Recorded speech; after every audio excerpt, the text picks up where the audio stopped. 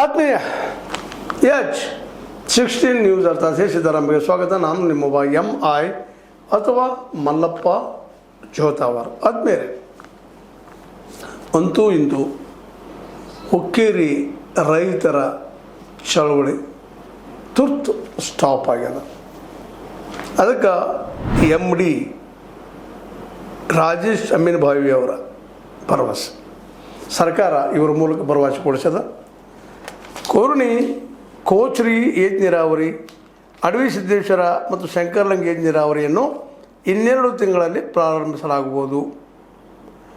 780 ಕೋಟಿ ವೆಚ್ಚದ ಮಲ್ಲಿಕಾರ್ಜುನ ಏಜ್ ನೀರಾವರಿ ಯೋಜನೆ ಸರ್ಕಾರದ ಮಟ್ಟದಲ್ಲಿ ಚರ್ಚಿಸಿ ಅನುದಾನ ಮಂಜೂರಾತಿ ಪಡೆದು ಕಾರ್ಯಗತ ಮಾಡಲಾಗುವುದು ಎಂದು ಕರ್ನಾಟಕ ನೀರಾವರಿ ನಿಗಮದ ವ್ಯವಸ್ಥಾಪಕ ನಿರ್ದೇಶಕ ರಾಜೇಶ್ ಅಮೀನ್ ಭಾವಿ ಅವರು ಆಶ್ವಾಸನೆ ಕೊಟ್ಟರು ಸರ್ಕಾರದ ಪರವಾಗಿ.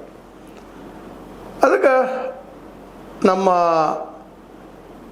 ಪೂಜಾರಿಯವರಾಗಿರ್ಬೋದು, ಅವ್ರ ಜೊತೆಗೆ ಶಶಿಕಾಂತ್ ನಮ್ಮ ಗುರೂಜಿಯವರಾಗಿರ್ಬೋದು, ಅವರು ಒತ್ತಾಯ ಮಾಡಿ ಈಗಾಗಲೇ ಯೋಜನೆ ಕಾರ್ಯಗತ ತಡವಾಗಿದ್ದು ತಾವುಗಳು ಇಲ್ಲಿಯೇ ವಸತಿ ಮಾಡಿ ನಾಳೆಯಿಂದ ಯೋಜನೆ ಸ್ಥಿತಿಗತಿ ಅರಿತುಕೊಂಡು ಶೀಘ್ರ ನಿರ್ಧಾರ ತೆಗೆದುಕೊಳ್ಳುವಂತೆ ರೈತ ಸಂಘದ ರಾಜ್ಯಾಧ್ಯಕ್ಷ ಚುನಪ್ಪ ಪೂಜಾರಿ ಮತ್ತು ಗೌರವ ಅಧ್ಯಕ್ಷ ಶಶಿಕಾಂತ್ ಗುರೂಜಿ MD ಅಮೀನ್ ಭಾಯಿ ಅವರನ್ನು ಒಕ್ಕೊರಲಿಂದ ಆಗ್ರಹಿಸಿದರು.